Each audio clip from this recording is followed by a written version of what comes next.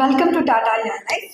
General ఇన్సూరెన్స్కి and life ఇన్సూరెన్స్లో ఉండేటువంటి ప్రాఫిట్ అనేటువంటి ప్రోడక్ట్కి సింపుల్గా డిఫరెన్స్ చెప్తానండి. ప్రాఫిట్ తీసుకునేటువంటి వాళ్ళకి ప్రాఫిట్ చాలా ఎక్కువే ఉంటుంది నిజంగానే. ఇందులో మనకి ప్రీమియం కొంచెం ఎక్కువ పడుతుంది అండ్ అలాగే ఇది సింగిల్ పర్సన్ మాత్రమే తీసుకోవడం జరుగుతుంది.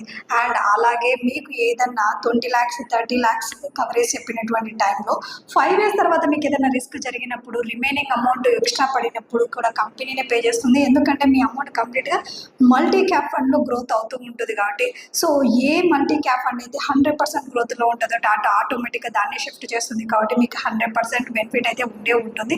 అండ్ మీరు ఇన్వెస్ట్ చేసినటువంటి అమౌంట్ మీకు ఏమన్నా సడన్గా ఖర్చుల రీత్యా కావాల్సినటువంటి టైంలో నియర్ బై 50% మీరు రిటర్న్ తీసుకోవచ్చు ఆఫ్టర్ 5 years.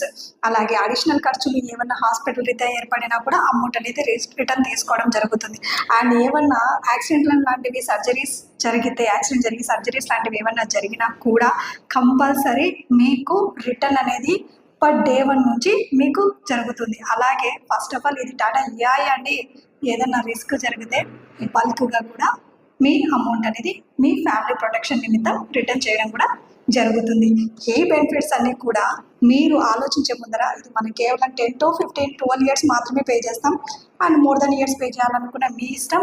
ఇది ఏజ్ బట్టే ఉంటుంది కాబట్టి బేస్డ్ ఆన్ ఏజ్ ప్రీమియం పెరుగుతుంది. మనం తగ్గించుకోవాలంటే మనం పే చేసేటువంటి అమౌంట్ ఇయర్స్ అనేది పెంచితే సరిపోతుంది. అంటే 15 to 20 years అలాగా.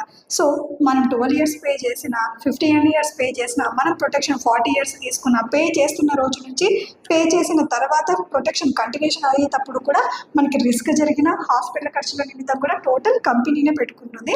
So choose the best profit plan.